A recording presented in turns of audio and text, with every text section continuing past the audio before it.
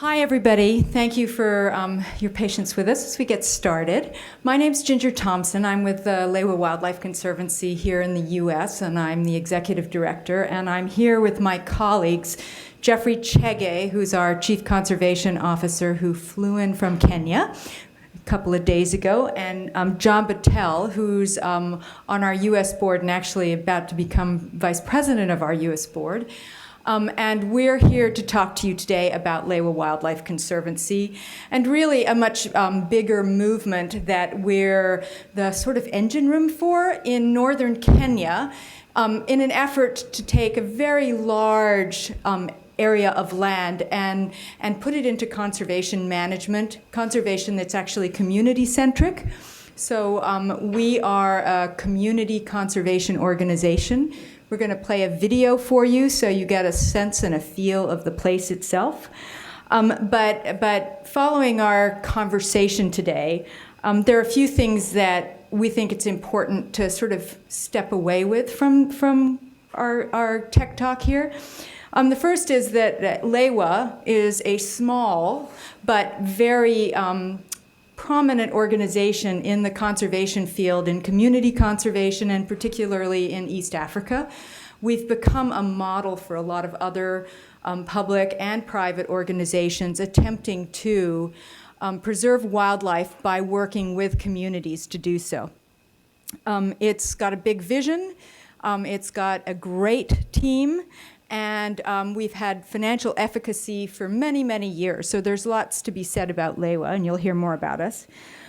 We have an enormous opportunity today to do something that really hasn't been done anywhere, which is to create a massive wildlife area in Africa that can sustain all the iconic species that we've talked about over years in Africa, but also sustain livelihoods of people who are pastoralists, who have worked and lived with animals, this wildlife, for generations and millennia, really. And that opportunity is unique to this area of northern Kenya. Finally, we have a very critical issue going on, which I'm sure you've all read much about, which is poaching. Poaching has reduced the numbers of elephants and rhino and big cats and wild dogs extraordinarily in the past 10 to 15 years. The demand for ivory, the demand for rhino horn, the demand for pelts, the demand for all sorts of organs has grown so dramatically, and it's really been taken up by criminal gangs that are using international ports to move goods, to raise lots of money for terrorist activities, et cetera, that single issue of poaching has reduced populations of elephant and rhino from the millions down to the thousands. So we need help in keeping this all really growing and restoring wildlife to this wonderful area of northern Kenya. And that's what we're really here to talk to you about. Community and conservation are really symbiotic. You can't conserve wildlife areas without the people involved in doing so. It's a human issue. It's not a wildlife issue. It's not a habitat issue. It's a human issue, conservation. So the great lessons in the billions of dollars that were spent in conservation over the last 50 to 75 years here and elsewhere in the world is that those dollars were ill spent because they didn't incorporate people in the mix. And Lewa has really led the charge on community conservation. We started a surrogate group called the Northern Rangelands Trust in 2004. We now have 11,000 square miles of land in conservation management, and we're hoping to go much further. We are a 62,000 acre conservancy, so we're a place. But we're also a much larger organization. We're the anchor for this massive movement in northern Kenya. Wildlife, community go hand in hand. These are stats on poaching. And community conservation is the name of the game, community-centric conservation. I'm going to show a short video of Lewa to give you the feel right now. In June of 2013, Lewa Wildlife Conservancy was inscribed as an extension of the Mount Kenya World Heritage Site, a testament to the years of dedication in creating this unique catalyst and model for community-based conservation. Lewa has a spirit. People work here 24 hours. They go the extra mile, and it has a heart and a soul. So I think this place has got its magic. Certainly, I feel it and love it. The success of the Lewa Wildlife Conservancy is unquestionable. You only have to look at the thriving populations of wildlife, particularly of two notable highly endangered species, and the harmony with the surrounding communities to know that this is a model that works. A catalyst for conservation across this region of northern Kenya, and potentially way, way beyond. People who didn't have water, they have water. Women who didn't have businesses have businesses because we've been able to involve them. It becomes like my gasoline to move on. I can actually carry on.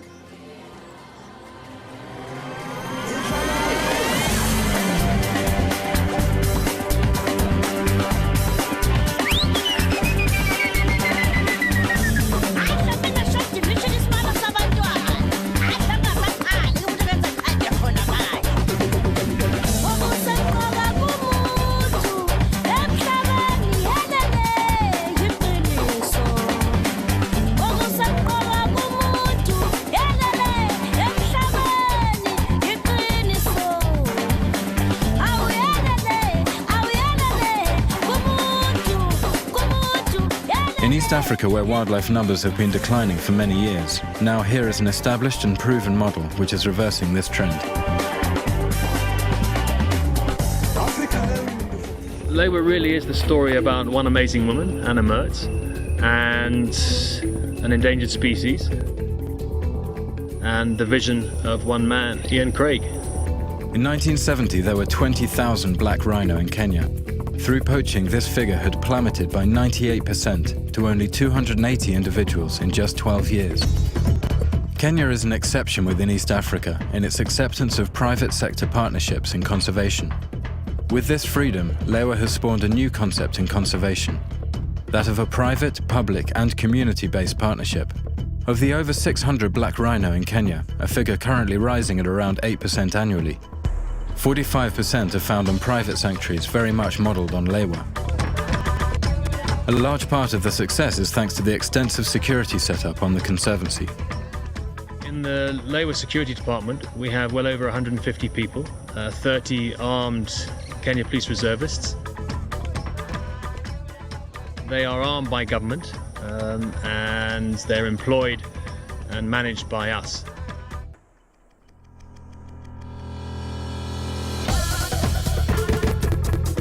Lewa has also been leading the way in developing methods of moving large numbers, sometimes hundreds of animals from one location to another, working regularly with the government-run Kenya Wildlife Service in joint operations. With this expertise and the reservoir of wildlife within Lewa, the Conservancy has huge potential to act as a supply and source of animals for new community conservancies.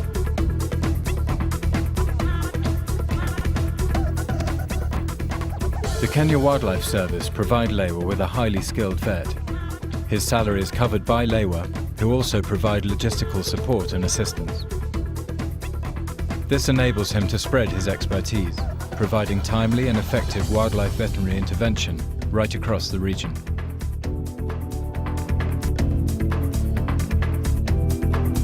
It is this kind of cooperation that builds on the close alliance and symbiotic relationship between Lewa and the people who reside just beyond the borders of the Conservancy.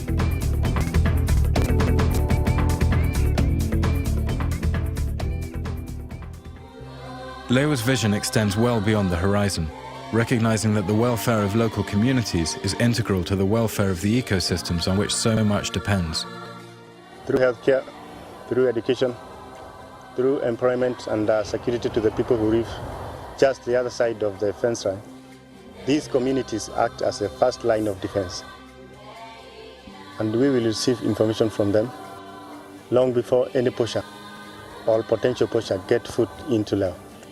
The Lewa Community Development Program entails dealing with the communities around us in Lewa, whereby we are trying to positively influence the community towards wildlife conservation. because we believe the success of conservation work can only be possible if the communities can believe in it. The Lewa Wildlife Conservancy now is working with 15 schools. All these schools are government schools. The Lewa and Northern Rangeland Education Program is going to be governed by stakeholders. We'll include the government, we'll include KWS, we'll include Lewa and NRT, and also representatives from the community, so that the approach is holistic and the needs are coming from the community. We are happy that this is happening, because out of this successful program we've had here, then we shall be able to do it elsewhere where it is needed. Lewa has become a catalyst for conservation in the region, and the model many conservancies strive to emulate. A model for monitoring and protecting endangered species and managing habitat to maximize diversity. It has become a model for ensuring that conservation benefits local communities, a model for sustainable conservation and research, and a model through investment in self-generating revenue streams for securing that conservation in perpetuity.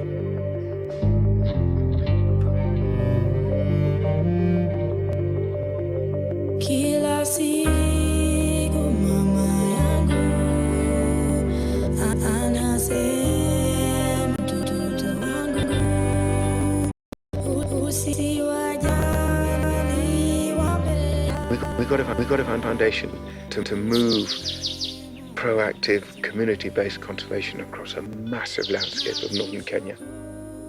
And it wouldn't happen without Lewa.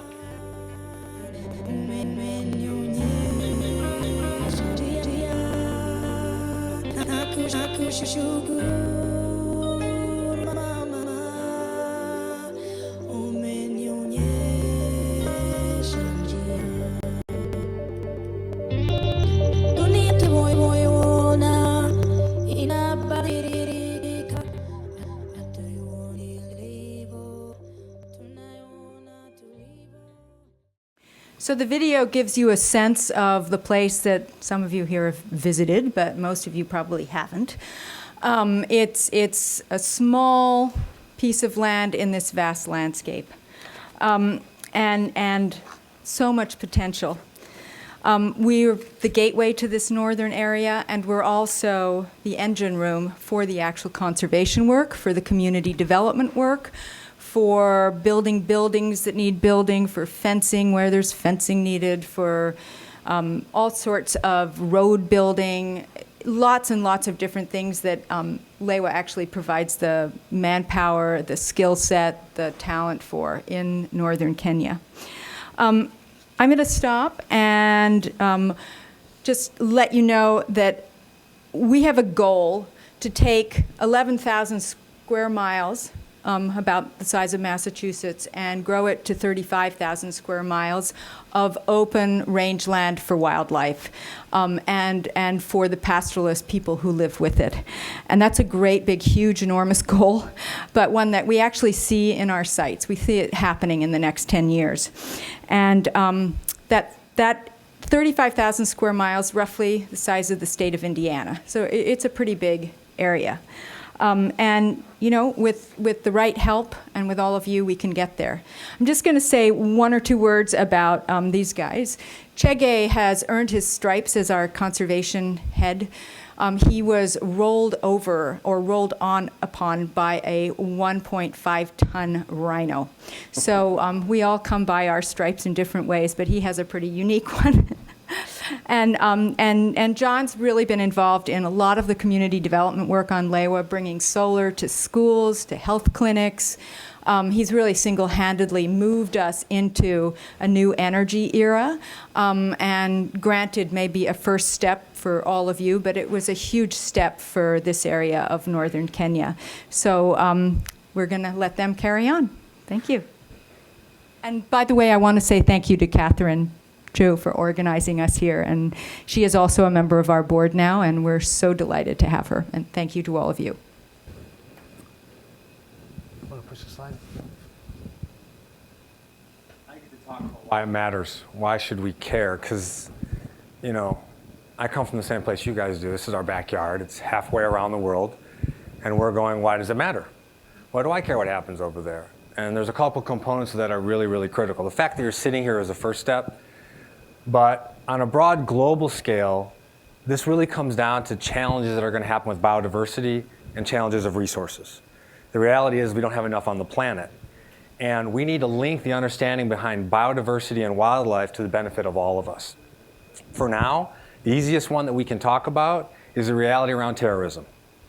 If we're not defending against poaching, if we're not out there protecting wildlife and biodiversity, the activity and the civil unrest that occurs from that affects all of us here, no matter where it's happening around the world. We're talking about North Kenya, bordered by Somalia and Ethiopia, and the reality is that it's the front line of where we can actually make a difference. The beauty is that the people in Kenya, specifically North Kenya, would want nothing more than be able to live the way that they currently live and have a better life. And we have the tools, or the beginning of the tools, to make that impact. And you guys can be a huge part in that. So that's why we should care.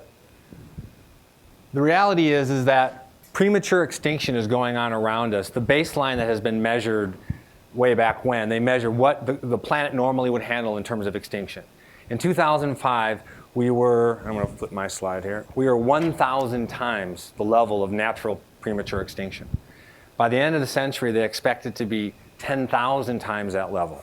And the fact is that when the planet is going through this exercise of trying to adjust to what humans are doing, it can't keep up. 15% of the population on this planet gets its livelihood from biodiversity and natural resources. And if those aren't there, their livelihoods go away, their ability to eat, ability to find jobs, to be able to survive. And that turns back into the first slide, which is about this challenge of why we should care. So when you look at premature extinction, which is happening at a much more rapid rate caused by us, we have the loss of biodiversity, the loss of livelihood, food, water resources, and in the end, it affects everyone on this planet. So we need to make this jump to understanding this bigger picture, and I know you guys are capable of that. You guys do it every day. You're looking way out there. What we want to talk to you today about is how we take that vision and your skills and figure out how we can actually map a better picture, specifically right now in North Kenya. Chege? Thank you very much. And thank you, Ginger, for such positive compliments regarding being rolled over by a rhino. It doesn't happen every day, but the moment that it comes through your way, take it as a challenge and you move on. And I thank God that I'm standing right in front of you today to talk about my experience. But that aside, we believe that technology has got a significant role to support conservation, to support protection, and to support the security of wildlife and people in Kenya and all over the world.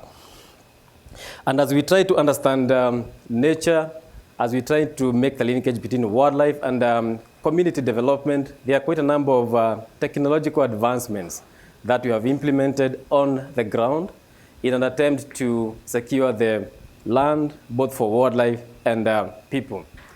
Part of the technology that we're talking about include fixing of GPS tracking devices on wildlife, on elephants, on rhinos, so that we know exactly where they are on a real-time basis. We are more into fixing of camera traps.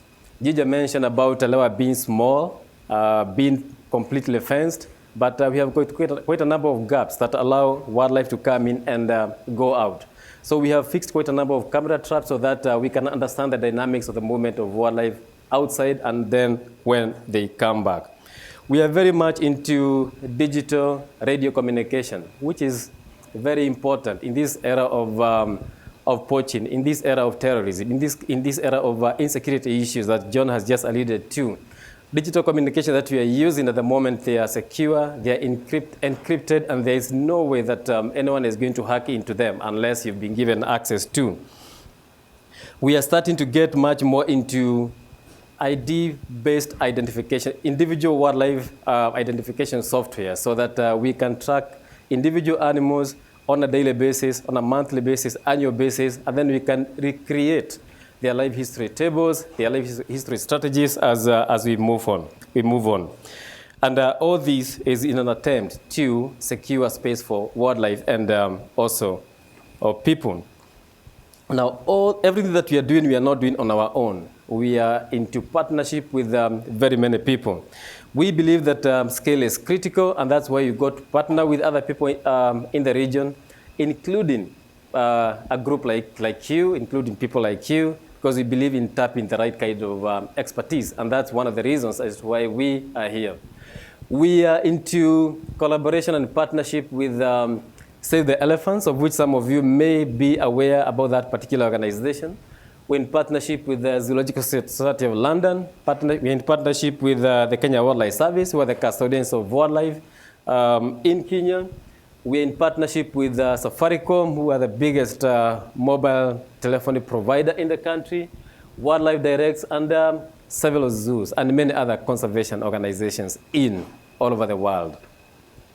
What's coming next? This is actually a pretty easy step for us. I mean, if you look at what we've done in the past, a few years ago, if we could get a solar panel up, we were really kicking butt. But the reality is that the ability to do that is pretty simple now. In terms of solar, wind, LED lighting, all that kind of technology, there actually is infrastructure in place that's usable and functioning pretty well within East Africa, specifically in Kenya. So those resources are things that we don't necessarily focus on. Cellular technology, a huge shift for us, which really affects you guys from our standpoint, and why we can use you even more today than we could 5 years ago. Originally, and even today, we're really still in the voice communication world. We're just moving into the data world. But the ability from a cellular tower perspective to get communications over large regions, that's happening. So we're now looking at first-generation apps, first-generation banking tools, those kind of things. And those are where we're at today. We're looking at that high level, sort of granularizing those down into the next generation of things. So we're leveraging smart, spatial monitoring for conservation. We're looking at things for security like drones. Everybody's talking about drones. We're looking at forward-looking infrared. We're looking at better ways to use existing technology that's cheaper and faster and so forth. But that's not the leap we need to make if we're going to take over and try to develop 35,000 square miles of land for conservation. We have to really take a leap. But today we're in this phase of really starting to bring technology to bear on a lot of the core things that we're doing today. I think I'd like us just to dive into some of the challenges that we are facing in Kenya at the moment, and indeed in the entire of northern Kenya landscape. And one of the most critical points is the issue about insecurity. My colleague Ginger alluded about poaching, and we need to secure the landscape for the benefit of wildlife and people. Without security, then there is nothing far. We will not move far. We need to reduce the international demand for wildlife products. That is something that we have got to do. It is all linked to terrorism. It is affecting us as a global issue, and we've got to fight it as a team. We need to ensure that we engage the right kind of community partnership. We need to bring on board the communities so that we can secure their livelihoods, we can secure their health care, we can secure their water needs, we can secure their educational needs and everything. The other major challenge that we are facing in the country at the moment is population explosion. In 2012, the population of Kenya was approximated to be about 44 million. By 2050, it is projected that it's going to be about 94 million. And that is a significant growth. What does it bring on board? One is that there's going to be massive pressure on the resources. That is going to lead to habitat degradation. It's going to lead to habitat loss. It's going to lead to isolation of landscapes that were initially interconnected for the benefit of wildlife. And not forgetting the increment in the human-wildlife conflict. The other challenge that we are facing at the moment is that it's only about 40% of the country's wildlife that is within the formally protected areas. They could be government, they could be private, they could be community. But 60% of Kenya's wildlife lives in areas that are not formally protected. And this is where now you've got the greatest opportunity in terms of jumping in and ensuring that that place is secure for the benefit of not just wildlife, but people. My colleague Ginger alluded about Lewa being a tiny place in scale, and I just want to give you a context of what you're talking about in relation to the entire of northern Kenya. Lewa is just this tiny piece that is over here, 62,000 acres of land. And what you are seeing further north in terms of all these yellows is a significant matrix of community conservation areas that has been established under the umbrella of the Northern Rangelands Trust. On our south, we've got the government-owned Mount Kenya Forest and National Park. So the current area that is being protected at the moment is just about 11,000 square miles. And we would like to increase that one to scale it up to about 35,000 square miles. We've got great opportunities that have just presented us along the way, and especially in the last few years. One of them is about the new Wildlife Act. Our president just signed the new Wildlife Act in 2013. And part of that act is that it is recognizing community conservation as an alternative form of land use. It is recognizing the establishment of conservancies as an alternative form of land use. They could be community, they could be private owned. Again, last year we got into the new constitution in the country. It is devolving functions that initially used to be vested in the state government. So things to do with the management of some of the natural resources have been vested in the county government or the regional governments. And they are making significant contributions so that they can secure those landscapes and wildlife so that they can benefit their particular region. And number three is that all these landscapes, the yellow polygons that are over here, they are all managed under the umbrella of the Northern Rangelands Trust, which was formed in the year 2004. And it was born out of Lewa. So opportunities are there, NRT is growing, and we need to partner with everyone and bring everyone on board so that we can move and scale up. And I think it's important to note that those yellow areas are all community owned. So they were community ranches that very likely would have been split up into individual small farms or shambas. And because of this Conservation Act, it's formally recognized as a legal structure for tax purposes, for all purposes in Kenya now. And so those group ranches have become conservation areas and won't be broken up. And that's really important. But they were really becoming that well before the Act. The Act sort of picked up on a lot of the trends that were happening. Is that working with pastoral communities, we looked at how do we protect wildlife and give you income without you breaking apart the potential for wildlife. And this is where a lot of these have been developing out of. This is way before the Act, and now the Act gives us leverage to do it even grander, as well as give legitimacy to the exercises that we're trying to accomplish to the north. Thank you very much, John and Ginger. And I think it's very critical because the Act was, when it was being crafted, it was very consultative. So what was happening in northern Kenya kind of informed the new Act. In terms of why we need to focus on Kenya's vast lands, Kenya's wilderness.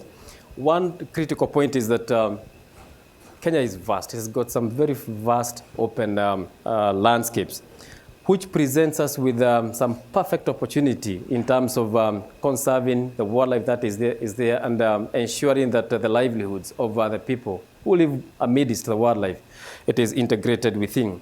And why is that possible? Because Kenya has got some of these few landscapes where wildlife and people do live side to side.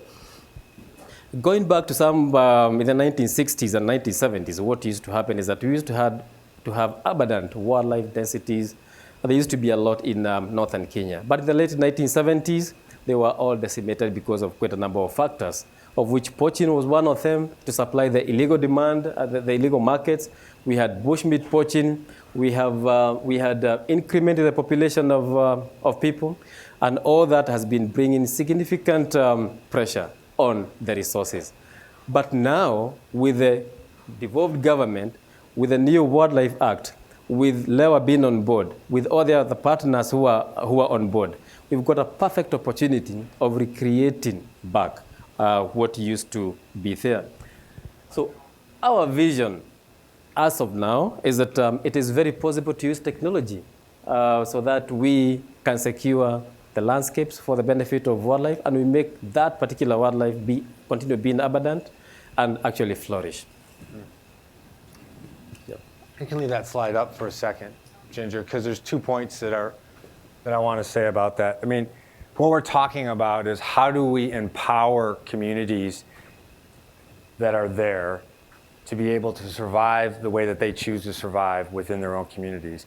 And the way to do that is holistically. It's a way to integrate how they've lived with advancements in technologies and bettering their ability to derive income from how they live amongst the land and amongst the wildlife. How do we mitigate challenges with wildlife so that they need the wildlife and want the wildlife to be there? Because that also brings them income through eco-lodging and all kinds of other components, which we'll get you some examples in a little bit about some of the things we're working on, which can explain it a little better. But our vision that we're looking at in the future, you want to move up one slide? The vision that we're looking at is what we're calling a technological organism. The way that I look at that is that it's like a human body. We have a heart, we have a liver, we have a kidney, we have lungs, we have all these things that can function independently of each other and have very specific tasks. But they do not function and can't survive unless the whole is functioning and surviving. And so they need to work together in order to do that. And this is about working with multiple communities across a large area to create a functioning organism that can function and work together on multiple levels so that everyone can succeed, not only wildlife, but also community. And that's what we're talking about trying to create. That's a vision that we need to come up with. Sorry. We really believe it's possible to connect people in different places so that if I have my cattle over here and there's a pride of lion coming through, somebody can warn me that the lion are there and I won't put my cattle in a nighttime boma or protected area near where the lion are coming. I can move them a little bit further afield and, herd them to a different location, and therefore I won't lose my livestock when the lions come through. Well, that's exactly, the point is what we're evolving is we need to develop a very sophisticated management platform that can be dynamic and changing, that can handle the amount of data and the amount of points that we would want to be able to handle and be able to recognize spatially the differences between them. And I'm not talking about smart technology everybody's talking about today, which is really about a single focus conservation approach and solving a specific problem spatially for rangers in a conservancy. There's a lot of great technology coming out. But I'm talking about spatially looking at across multiple communities doing different activities. One might be a farmer. One community might be pastoralist, another one might be herding goats, another one might actually be developing some other thing. We need to be able to see across 35,000 square miles with all these different conservation managers, with all the different elders, with all the different conflicting issues that go on, and be able to support those organizations as though it's living. And to do that, we need a management platform that can support that, and we need tools that can adapt to each individual component and work interconnectedly together, so that we can look at it on a much bigger scale and be able to say that. We need really strong push-pull technologies, just like Ginger was talking about. We need to be able to alert particular areas that, hey, there's a lion in your area, so you know what, don't put your cattle there today, because if the lion kills the cattle, guess what? They're going to kill the lion. But the lion actually brings them other income and other biodiversity, which they need, but it's hard to necessarily get that across. So we need to be able to look at a much bigger scale. We need to be able to look at one community over here who's making beads for income and connect it to a community that could be 100 miles away making necklaces that needs beads instead of them buying beads from China. We need to be able to see things completely different than we can see them today, because today, while we're getting more granular, we're still singularly silo focused because we can't see across those problems yet. And so this is where your ability to help us look at this in a different way can be really valuable to us. We have a whole lot of examples, but we also have a little bit of a time crunch. So we're going to go very quickly through a couple of examples of work that we're doing, and you can get a sense of how things can change. It's going to be very quick, and then we're going to open it up for questions. Now, we've mentioned that Lewa has been an anchor, the heartbeat of what goes on in northern Kenya. And we have perfected some of the systems that we are taking place. And one of them is about translocation of different wildlife species, regardless of whether it is just one animal or in terms of their hundreds. Now, this particular one was translocation of rhinos from Lewa to a contiguous neighbor. And we are planning that we are going to take more into one of the community conservancies. And this is a first of its kind in terms of community private, and then government partnership. The other one is about reconnecting ecosystems that were initially isolated from each other because of human development. This one is just depicting an ecosystem that is further north. Yeah, it's just depicting Mount Kenya above us. And then we have got the sky blue outline that is over here, that is the Lewa. And then we have got significant human development that is over here. And what used to happen is that these two ecosystems had been split, or they become isolated because of development. But what happened in 2009 and 2010 is that Lewa and other like-minded partners came together, and they recreated a 16-kilometer long worth of corridor, fully fenced on both sides. And that is kind of funneling wildlife, and especially elephants, from the high-altitude areas of Mount Kenya, the low-lying areas of Lewa. And I'm just trying to depict movement patterns of just two animals. The red tracks the movement patterns of one particular animal that we had nicknamed the mountain bull. And you can see the way he used to smash the fences over here on his way to mountain and then on his way back. But since the establishment of the corridor, you can see that most of them have actually been funneled. So what does that lead us to? Into mitigation of human-elephant conflict. And then, that's good. Okay. The thing about the other slide that's really, really critical is that the partnerships between the farms, the communities, the conservancies, the government, to actually get commitment to build a 16-kilometer corridor connecting 2,500 elephants to the north to a 2,500 on Mount Kenya to 10,000 to the north, to give them a safe route, had never been done.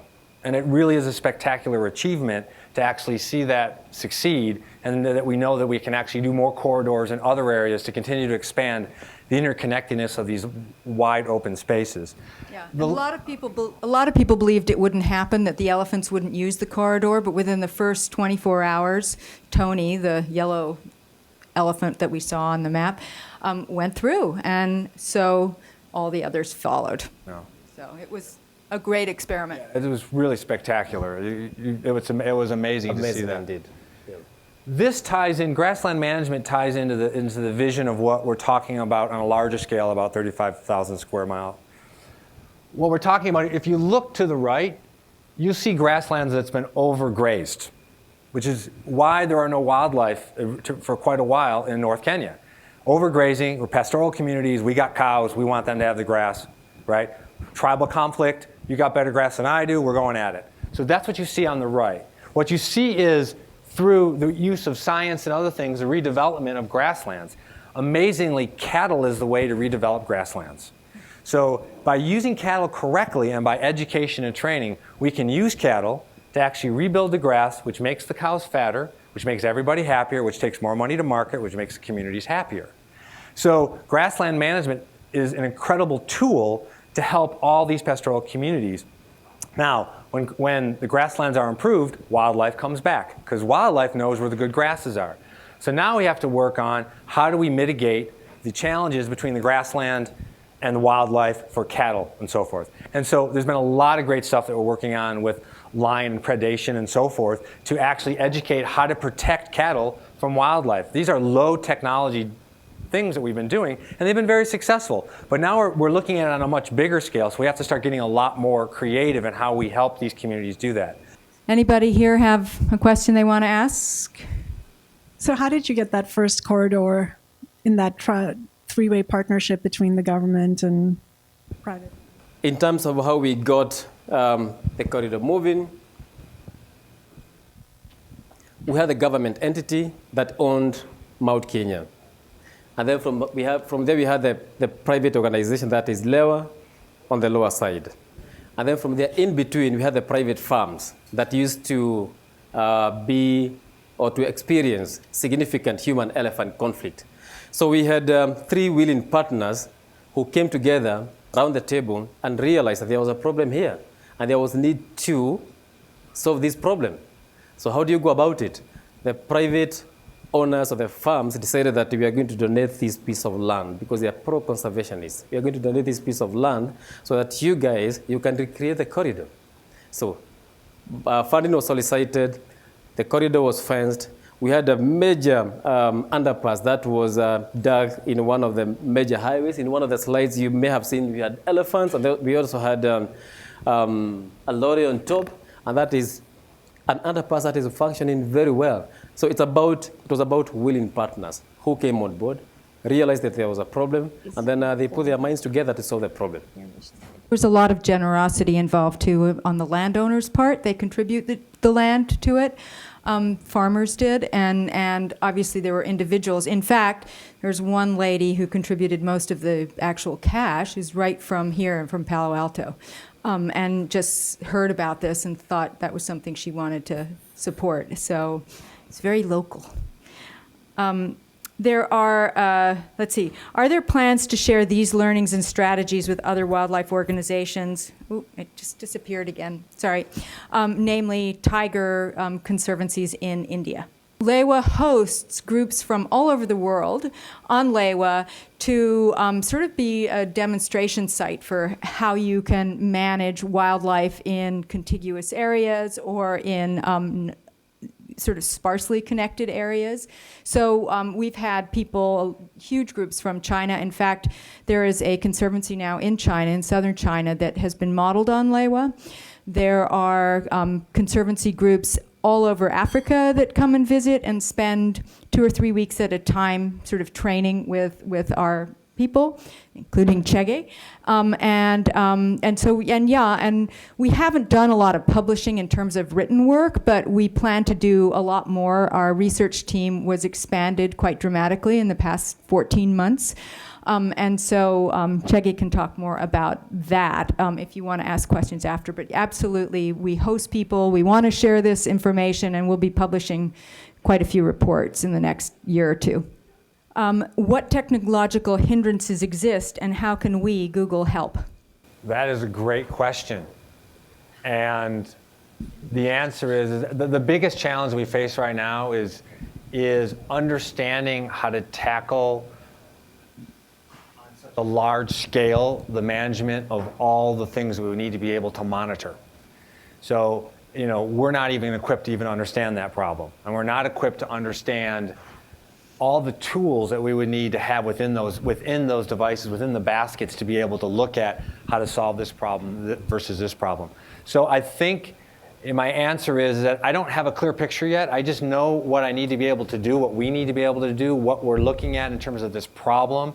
Because this is going to scale with or without us, but technology is going to make it successful. It can't be successful without it. But we need to be able to link all these variables and components together through technology. And I have no clue how to actually do it. That's what we need you guys for. Yeah, that's where we need your help. Also, energy is a big piece of this because we obviously need power to make this happen and make this a reality. And this is a very rural area. There isn't much power up there. Some power coming in through some projects I think you guys are involved with, but to distribute that at a very grassroots level is really, really important. The mobile access has actually stepped up. Safaricom is making an inroad into really increasing mobile access, but energy is a big one. So in terms of the communities, you talked about both building schools, bringing water, things like that, and also creating revenue streams, this was in the video, so that the conservation effort continues in the long term. And can you talk about that and how the efforts you're doing are bringing money to the communities, or what's paying for the schools, all of that? From a technology standpoint, I mean, there's a lot going on from, education, family planning, really, really critical components that come through the process of using technology, education lights, laptops, education centers, and so forth. What we found is there are so many little examples of this. On the biggest scale, obviously, everybody has always talked about ecotourism. You bring wildlife, you build a lodge, that's an incredible thing. That's a simple one in terms of understanding. In terms of pastoral communities, you have obviously cattle and those kind of components that are really, really critical. There's a lot of programs going on about how to grow your own food, how to manage your own food, and we usually tie that into the school components. Yeah. So we have farms at all the schools. Not all of them have them yet, but we actually now run 19 schools, and there are farms on I think about 15 of the 19 schools, and they're actually community managed. And so the produce that comes from the school farm not only feeds the kids lunch, but also actually is sold by community members. So it becomes a source of income for them. So that's a piece. We have a microcredit program, and women have started, I think, over 1,000 businesses now in northern Kenya that are active and thriving, and all kinds of businesses. You can sort of explore your imagination and probably come up with what they're doing. They're doing all kinds of things. They have grandmothers doing sewing projects for the schools, for uniforms and so forth. So it's all very interconnected. If one community is doing sewing of, say, uniforms, that can go across all these different communities. We also have got up to 10 water projects whereby water is being harnessed for agriculture, and then that kind of farm produce, it goes towards sustaining the family needs, and then from there the excess is sold in the market and brings more cash into the family. Yeah, and we're doing things like biomass stoves. We have biomass stoves in one community as a sort of test, and what it's doing is basically freeing up the time that women were spending walking into the forest, cutting limbs off trees, which we didn't want to have happen, and then walking back. That was an 8-hour process.